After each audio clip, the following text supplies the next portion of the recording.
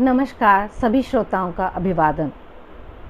सदीनामा रोज़ाना बुलेटिन की ओर से मैं सुनीता अरोड़ा 22 अप्रैल 2023 का संपादकीय प्रस्तुत कर रही हूँ, जिसका शीर्षक है आज़ादी के पहले शिक्षाविद महात्मा हंसराज तथा बाद के शिक्षाविद ND ग्रोवर। लेखक हैं विवेक आर्य जी, जो अतिथि संपादक हैं। लेखक दिल्ली से हैं।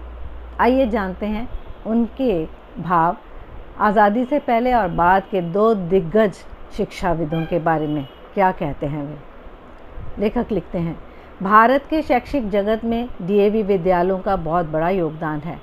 विद्यालयों की श्रृंखला के संस्थापक हंसराज का जन्म महान संगीतकार बैजू बावरा के जन्म से धन्य हुए ग्राम बैजवाड़ा, जिला होशियारपुर, पंजाब में 19 अप्रैल 1864 को हुआ था। बचपन से ही शिक्षा के प्रति उनके मन में बहुत अनुराग था, पर विद्यालय ना होने के कारण हजारों बच्चे अनपढ़ रह जाते थे। इससे वे बहुत दुखी रहते थे। महर्षि दयानंद सरस्वती के देहावसान के बाद लाहौर के आर्यभक्त उनकी स्मृति में कुछ काम करना चाहते थे, तो अंग्रेजी के साथ साथ अपनी प्राचीन वैदिक संस्कृति की शिक्षा देने वाले विद्यालय खोलने की चर्चा चली। 22 वर्षीय हंसराज जी ने एक साहसिक निर्णय लेकर इस कार्य हेतु अपनी सेवाएं निःशुल्क समर्पित कर दी। इस व्रत को उन्होंने आजीवन निभाया। हंसराज जी के समर्पण को देखकर उनके बड़े भाई मुल्कराज जी ने उन्हें 40 रुपये प्रति माह देने का वचन दिया।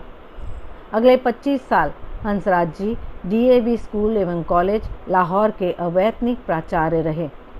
उन्होंने जीवन भर कोई पैसा नहीं कमाया, कोई भूमि उन्होंने अपने लिए नहीं खरीदी, तो मकान बनाने का तो प्रश्न नहीं उठता था। पैतृक संपत्ति के रूप में जो मकान मिला था, धन के अभाव में उसकी वे कभी मरम्मत ही नहीं करा पाए। उनके इस समर्पण को देखकर यदि कोई व्यक्ति उन्हें कुछ नकद राशि या वस्तु भेंट करता, तो वे उसे विनम्रतापूर्वक अस्वीकार कर देते थे। संस्था के कार्य से यदि वे कहीं बाहर जाते तो वहाँ केवल भोजन करते थे, शेष व्यय वे अपनी जेब से करते थे। इस प्रकार मात्र 40 रुपये में उन्होंने अपनी माता, पत्नी, 2 पुत्र और 3 पुत्रियों के परिवार का खर्च चलाया। आगे चलकर उनके पुत्र बलराज ने उन्हें सहायता देने का क्रम जारी रखा। इतने कठिन परिश्रम और साधारण भोजन से उनका स्वास्थ्य बिगड़ने लगा। एक बार तो उन्हें क्षय रोग हो गया। लोगों ने उन्हें अंग्रेजी दवाएं लेने की सलाह दी, पर उन्होंने आयुर्वेदिक दवाएं ही ली तथा उसी से वे ठीक भी हो गए।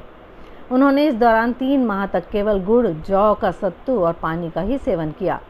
धनाभाव के कारण उनकी आंखों की रोशनी बहुत कम हो गई। एक आंख तो फिर ठीक ही नहीं हुई, पर वे विद्यालयों के प्रचार प्रसार में लगे ही रहे। उनकी लगन देखकर लोगों ने उन्हें महात्मा की उपाधि दी। समाज सेवा में अपना जीवन समर्पित करने के बाद भी वे बहुत विनम्र थे और सदा राजनीति से दूर रहे। उन्होंने लाहौर में DAV school, DAV college, Dayanand ब्रह्म विद्यालय, आयुर्वेदिक कॉलेज, महिला महाविद्यालय, औद्योगिक स्कूल, औद्योगिक विद्यालय, आर्य समाज अनारकली एवं बच्चों वाली, आर्य प्रादेशिक प्रतिनिधि सभा एवं हरिद्वार में वैदिक मोहन आश्रम की स्थापना की। देश, धर्म और आर्य समाज की सेवा करते हुए 15 नवंबर 1938 को महात्मा हंसराज जी ने अंतिम सांस ली। उनके पढ़ाए छात्रों तथा अन्य प्रेमी जनों ने उनकी स्मृति में लाहौर, दिल्ली, अमृतसर, भटिंडा, मुंबई, जालंधर आदि में अनेक भवन एवं संस्थाएं बनाई, जो आज भी उस अखंड कर्मयोगी का स्मरण दिला रही हैं। ऐसी ही एक विभूति नारायण दास ग्रोवर रहे, जिनका कार्यक्षेत्र रांची रहा। यहाँ उन्होंने दर्जन भर स्कूलों की स्थापना और संचालन किया। हमें खुशी होगी अगर इन पर स्वतंत्र काम किया जाए। धन्यवाद। आज की खबर यहीं तक। इंतज़ार करें अगले संपादकीय तक। तब तक शुक्रिया। शब्बा खैर। वो अपने साहित्य में समाज से अधिक होकर के अपनी रचनात्मक अभिव्यक्ति नहीं कर सकते। इसी के साथ मेरा छोटा सा प्रयास है। सुनकर देखो, सुनकर देखो, सुनकर देखो जी। ममता राहुल मोदी बोले, लिखे जितेंद्र जी।